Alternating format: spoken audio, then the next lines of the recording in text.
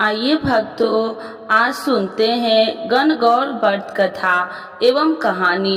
तो एक बार बोलिए प्रेम से शिव जी की जय, माता पार्वती की जय। कथा के अनुसार एक बार भगवान शंकर नारद और पार्वती जी के साथ पृथ्वी का भ्रमण करने निकले। भ्रमण करते हुए वह तीनों एक गांव में जा पहुँचे। वहां उस दिन चैत्र शुक्ल पक्ष की तृतीया तिथि थी। जब गांव के लोगों को शंकर जी के आने की सूचना मिली तो धनी स्त्रियां उनके लिए नाना प्रकार के रुचिकर खाद्य पदार्थ बनाने में लग गई। दूसरी ओर निर्धन स्त्रियां जैसी बैठी थी वैसे ही थाल में हल्दी चावल जल ले जाकर शिव व पार्वती जी की पूजा अर्चना में लग गई।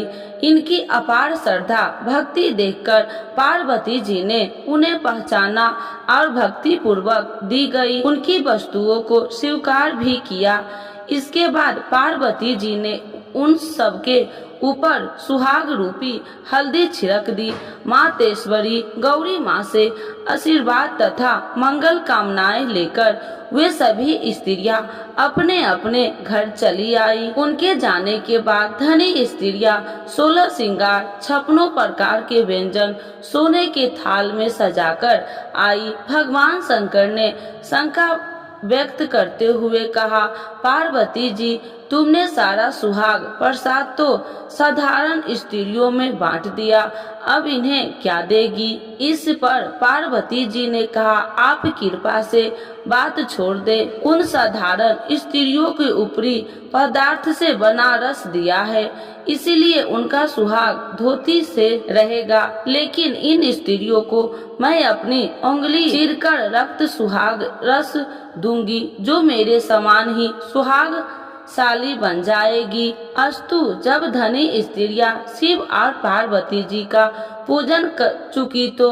पार्वती जी ने अपनी उंगली चीरकर उसने निकले रक्त को उनके ऊपर छिड़क दिया और कहा, तुम सभी वस्त्र भरणों और परित्याग कर मोह माया से रहित होकर तन मन धन से पति सेवा करना।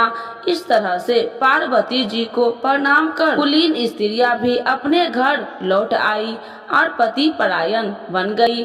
पार्वती जी के द्वारा छिड़काया हुआ खून जिसके ऊपर जैसा पड़ा था उसने वैसा ही सौभाग्य प्राप्त किया। इसके पश्चात पार्वती जी ने पति की आज्ञा से नदी में जाकर स्नान किया और स्नान के पश्चात बालू के महादेव बनाकर उनका पूजन किया, भोग लगाया और परिदर्शना की। परिदर्शना कर 2 कणों का प्रसाद खाया और मस्तक पर टीका लगाया। उसी समय उस पार्थिव लिंग से शिव जी प्रकट हुए तथा पार्वती जी को वरदान दिया, आज के दिन जो भी स्त्री मेरी पूजा और तुम्हारा व्रत करेगी उनके पति चिरंजीव रहेंगे और अंत में उन्हें मोक्ष मिलेगा।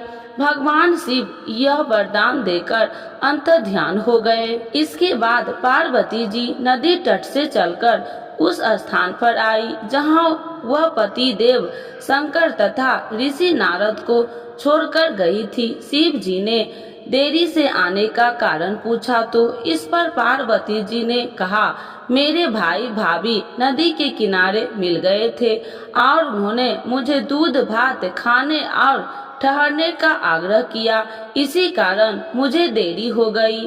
ऐसा सुनकर अंतर्यामी भगवान शिव खुद भी दूध भात खाने चल दिए। पार्वती जी ने देखा कि पोल खुलने वाली है, तब वह अधीर होकर पति से प्रार्थना करती हुई पीछे पीछे चल दी।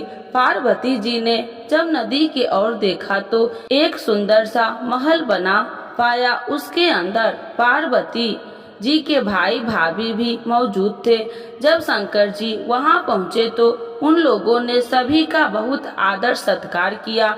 2 दिन तक वह तीनों वही ठहरे रह गए, लेकिन तीसरे दिन देवी पार्वती सुबह ही वापस चलने का आग्रह करने लगी, लेकिन भगवान शंकर ने इसे ठुकरा दिया, जिससे वह नाराज होकर अकेले ही जाने लगी। इस पर भगवान शंकर को भी उनका अनुसरण करना पड़ा। नारद जी भी साथ में ही थे। तीनों लोग चलते चलते काफी दूर निकल आए। शाम होने पर भगवान शिव ने बहाना बनाया कि मैं तो तुम्हारे मायके में अपनी माला ही भूल आया हूँ। पार्वती जी माला लाने को तैयार हुए, लेकिन शिव जी ने आज्ञा नहीं दी। नारद जी माला लाने गए, लेकिन वह देखते हैं कि उस स्थान पर तो कोई महल नहीं है और न ही पार्वती जी के भाई भाभी तथा अन्य किसी वस्तु का मानो निशान ही नहीं है। माला भी उन्हें कहीं नहीं दिखाई दी, बल्कि घना अंधकार छाया हुआ था और नरसंहार करने वाले हिंसक पशु घूम रहे थे। यह भयानक वातावरण देखकर नारद बहुत चकित हुए। अचानक बिजली चमकने से वृक्ष पर टंगी माला उन्हें दिखाई दी। उसे ले भयभीत हुए वह जल्दी शंकर जी के पास पहुंच गए। भगवान शंकर को नारद जी ने सारा वृत्तांत कह सुनाया। यह जानकर हंसते हुए भगवान शंकर ने इसका कारण नारद जी को बताया। हे मुनि, आपने जो कुछ भी देखा वह सब पार्वती की अनोखी माया का प्रतिफल है। वे अपने पार्थिव पूजन की बात को आपसे गुप्त रखना चाहती थी, इसीलिए उन्होंने झूठा बहाना बनाया था। असत्य को सत्य बनाने के लिए उन्होंने अपने पतिव्रत धर्म की शक्ति से झूठे महल की रचना की। इस सच्चाई को सामने लाने के लिए ही मैंने माला लाने के लिए तुम्हें दोबारा उसी स्थान पर भेजा। सभी कुछ जानकर नारद जी ने मुक्त कंठ से पार्वती जी की प्रशंसा की। पूजन को छिपाने का जहाँ तक सवाल है, वह तो पूजा गुप्त रूप से ही करनी चाहिए।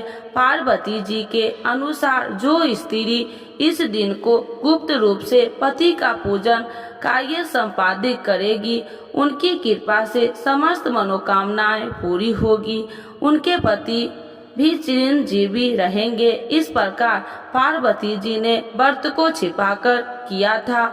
इसी परंपरा के अनुसार आज भी पूजन के अवसर पर पुरुष उपस्थित नहीं रहते हैं। तो एक बार बोलिए प्रेम से पार्वती माता की जय, शंकर भगवान की जय। की आरती। जय शिव ओमकारा स्वामी, जय शिव ओमकारा, ब्रह्मा विष्णु सदा शिव अर्धांगी धारा। ओम जय शिव ओमकारा, एकानन चतुरानन पंचानन राजे, स्वामी पंचानन राजे, हंसासन गरुड़ासन विषवाहन साजे। ओम जय शिव ओमकारा, दो भुज चार चतुर्भुज, दस भुज अति सोहे, स्वामी दस भुज अति सोहे, त्रिगुण रूप निरखिते, तिरुवन जन मोहे। ओम जय शिव ओमकारा, अच्छी माला बन माला, मुंड माला धारी, स्वामी मुंड माला धारी, त्रिपुरारी कंसारी, करी माला धारी। ओम जय शिव ओमकारा, श्वेतांबर पीतांबर बाघांबर अंगे, स्वामी बाघांबर अंगे, सनिकादिक गरुणादिक भूतादिक संगे। ओम जय शिव ओमकारा, करके माध्य कमंडलू चक्र त्रिशूलधारी, स्वामी चक्र त्रिशूलधारी, सुखिकारी दुखिहारी, जगी पालनकारी।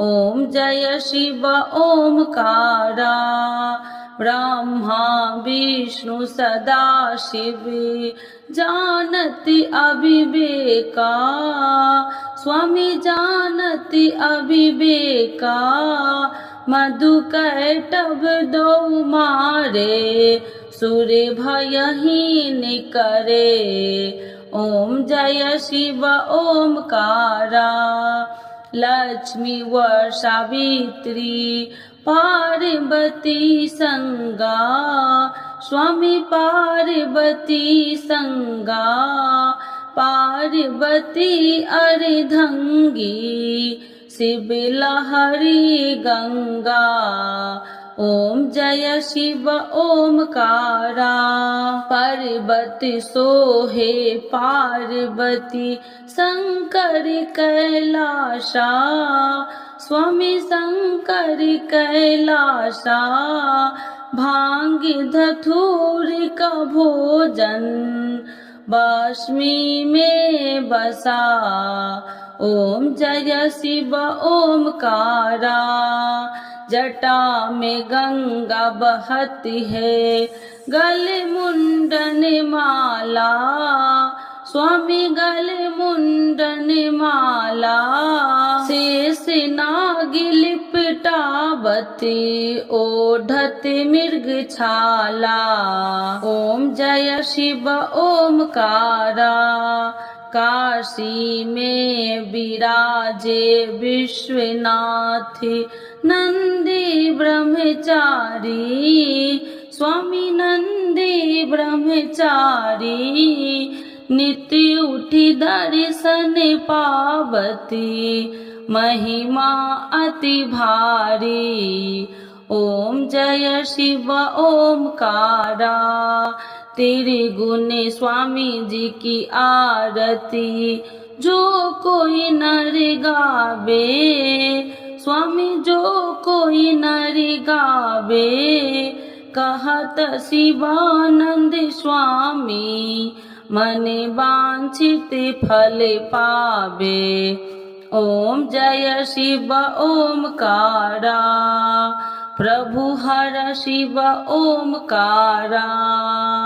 तो एक बार बोलिए प्रेम से भोलेनाथ बाबा की जय, माता पार्वती की जय।